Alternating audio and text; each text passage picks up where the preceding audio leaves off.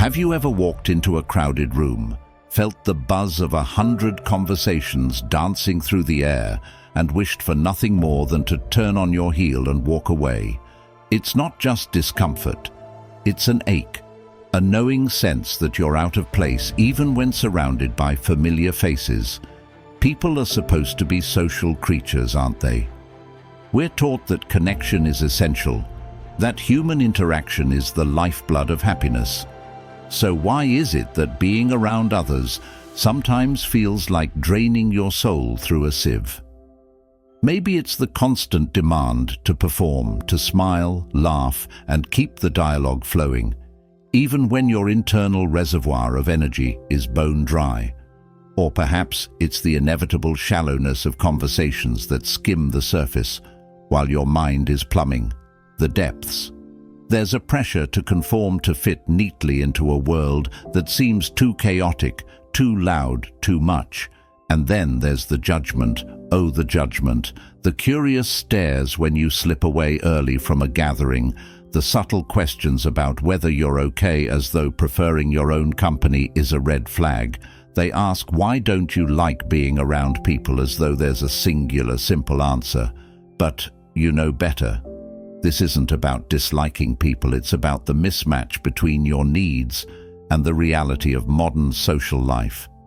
The truth is, there's a constellation of reasons why you feel this way. Each one is a reflection of your unique personality, experiences, and desires. These reasons aren't flaws, they're facets of who you are. Let's dive into them, not to justify or explain away your feelings, but to honor them and perhaps to understand them a little better. If this is your first time here, please hit the like button and turn on notifications so YouTube can help more people like you discover this content now, ready to confront the power of your voice. Let's dive in. Number 1, you are an introvert. Being an introvert isn't just about being shy or avoiding people. It's a deep part of who you are.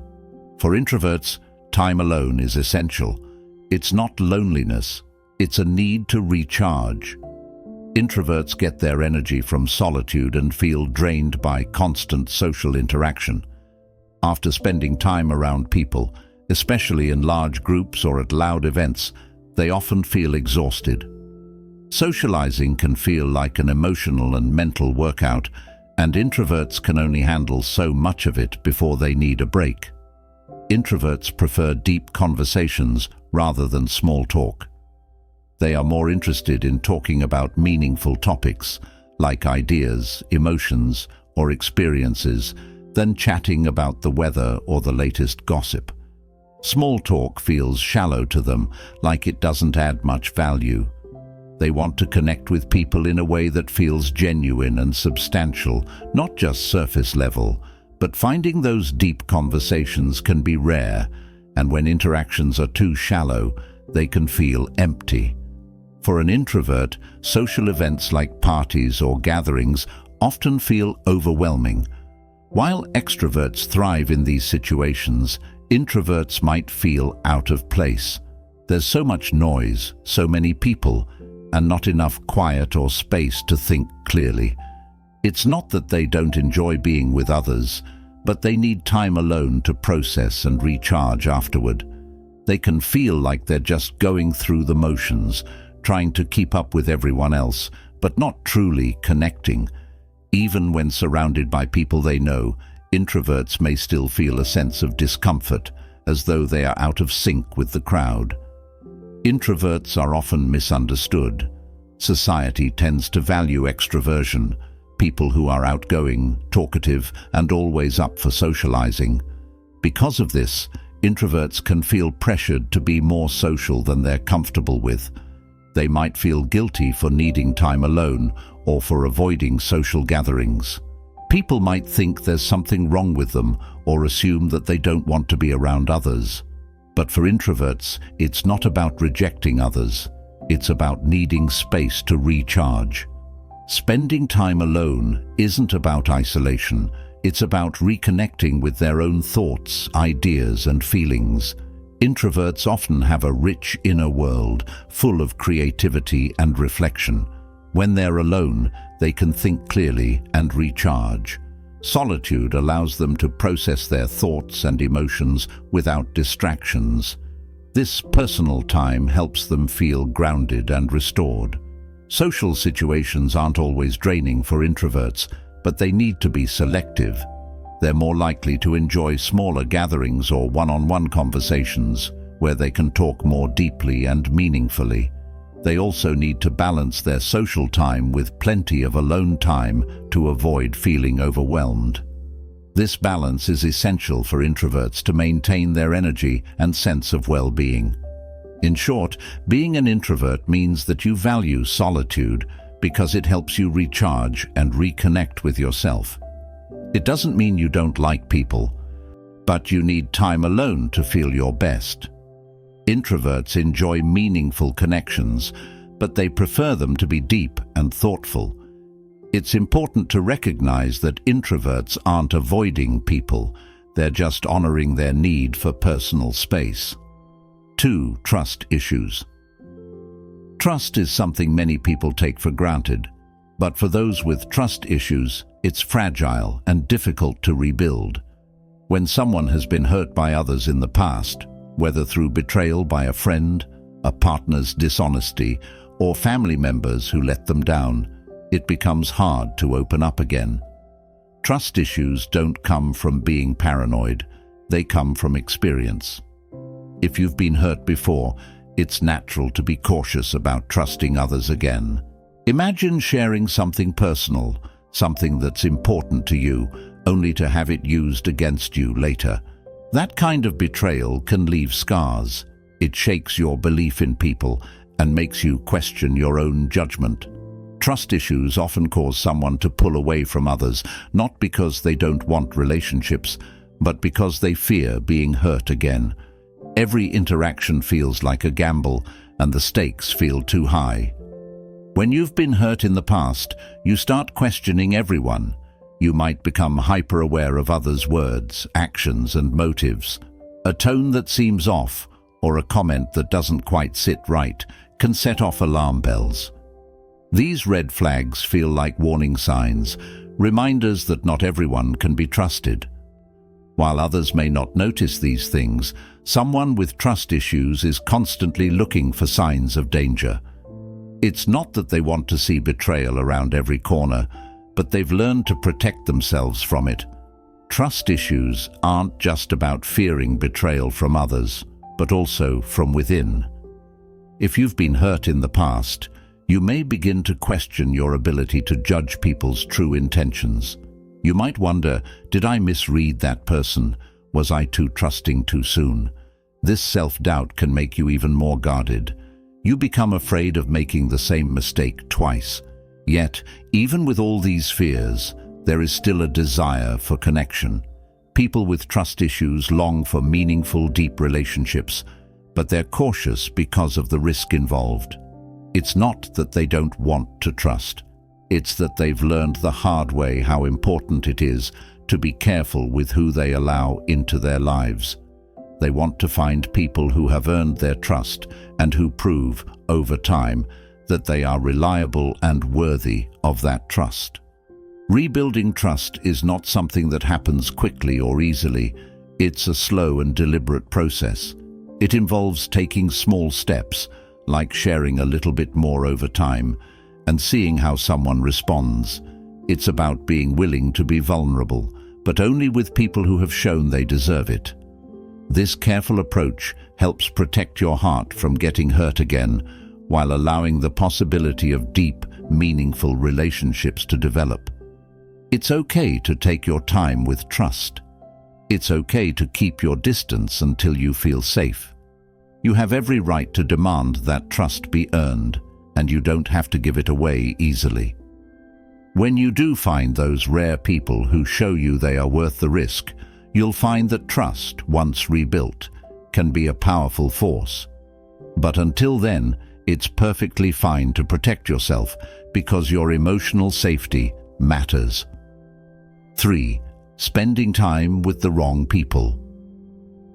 One of the most underrated reasons you might avoid being around people isn't because you don't like socializing, but because the company you keep can sometimes be draining or frustrating. It's not about rejecting others, it's about protecting your own mental well-being by avoiding toxic or energy-draining people. Think about the people you've encountered who leave you feeling worse after spending time with them. Maybe it's the friend who monopolizes the conversation, only talking about their own problems without ever asking about yours. Or perhaps it's the person who constantly complains about everything, draining the energy from the room, leaving you exhausted just by being around them. These types of interactions aren't enjoyable.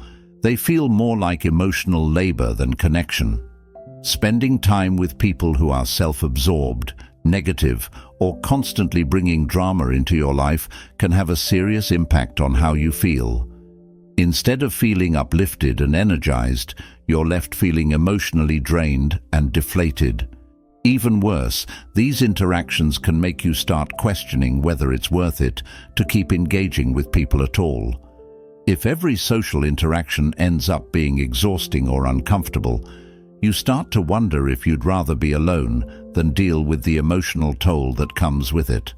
But it's not just the toxic people you want to avoid. Sometimes it's simply the people who don't understand you. For example, maybe you prefer quiet coffee shop conversations, but your friends insist on going to loud bars. Or maybe you'd rather stay home and read a book, but your colleagues push you to join big office parties that just don't feel right to you. It's not that you don't appreciate their friendship or intentions, but they don't respect your preferences or your need for more peaceful, reflective time. Over time, these types of experiences can wear you down. You begin to associate socializing with discomfort, awkwardness, or frustration. When this happens, it's easy to start pulling away, not because you don't enjoy people, but because the wrong people leave you feeling drained and misunderstood. Choosing solitude in this context isn't a rejection of others. It's about prioritizing your own mental health and well-being. It's about finding people who respect your needs, understand your boundaries, and uplift you instead of bringing you down. You don't have to feel guilty for taking a step back from people who make you feel bad about yourself.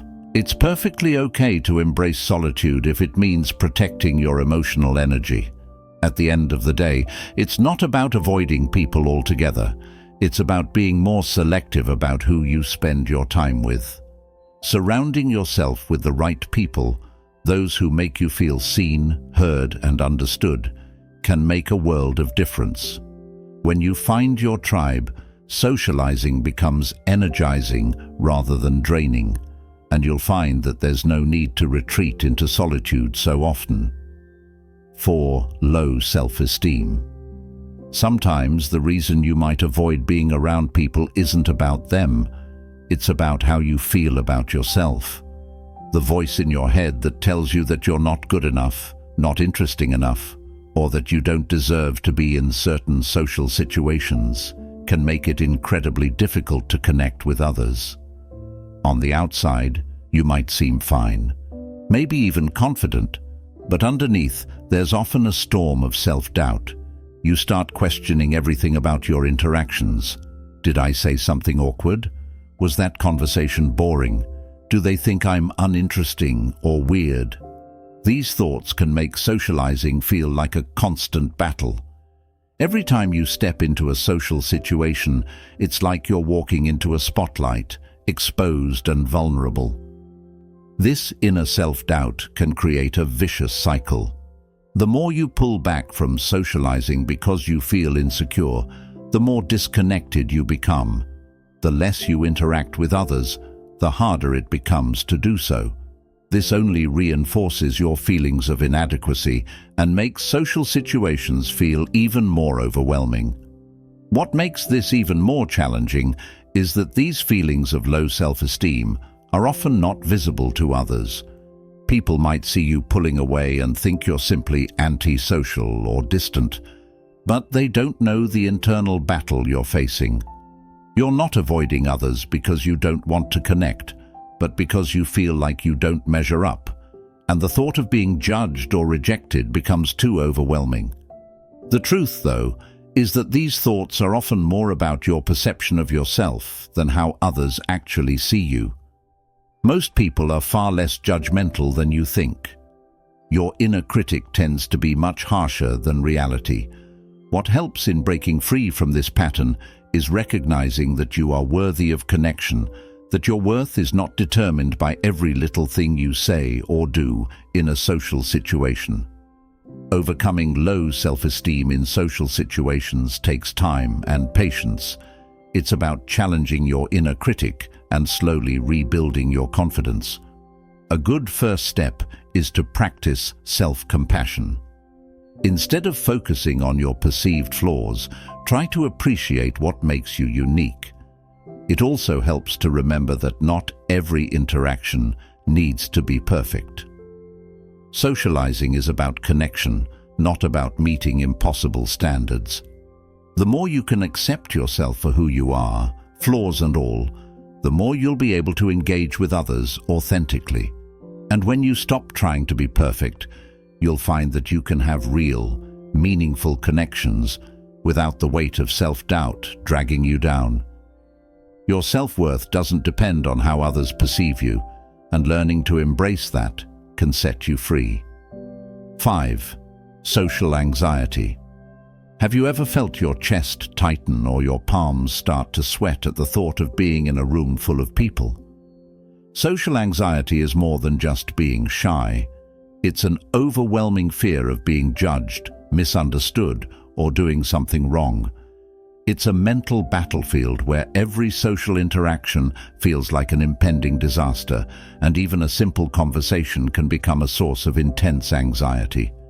For someone with social anxiety, it's not about not wanting to connect with people, it's about the fear that something will go wrong. You start to imagine all sorts of worst-case scenarios. What if you say the wrong thing? What if you don't say anything at all? What if people notice how awkward you feel? This constant chatter in your mind makes even the thought of socializing feel exhausting. You might find yourself avoiding events because the anxiety of interacting with others becomes too overwhelming to handle. Social anxiety isn't just about worrying about the way you talk or act. It's about hyper-awareness of every detail. You become conscious of how you're standing, the tone of your voice, even the way you hold your drink. You feel like every move you make is under scrutiny, and when the event ends, instead of feeling relief, you spend hours replaying every single moment, analyzing everything you could have done differently.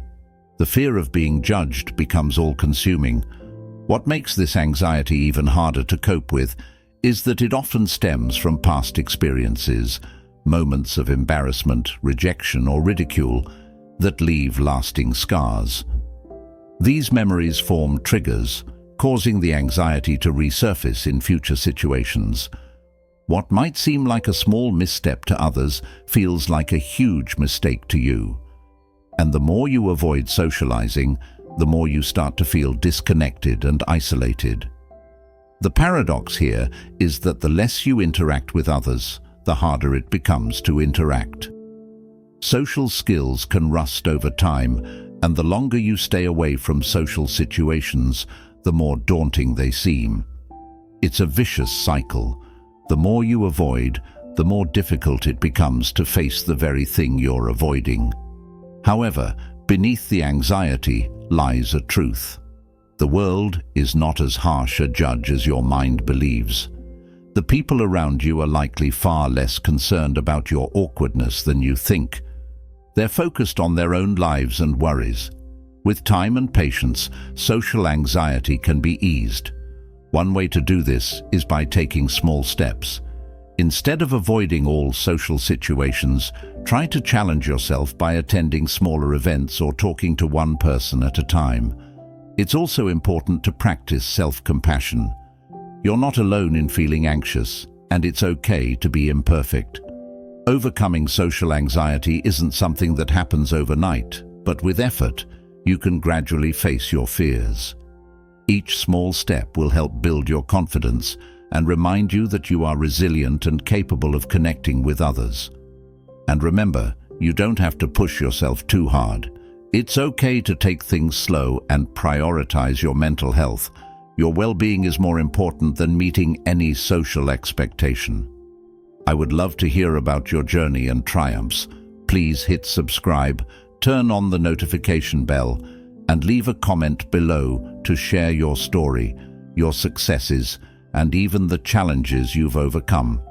If you're not sure what to comment, just write peacefulness to show that you've completed this session. Your engagement helps this community grow toward wisdom and the art of turning every challenge into an opportunity. I'll leave 2 more videos here so you can continue learning and growing on your personal development journey. Thank you, and I'll see you in the next video.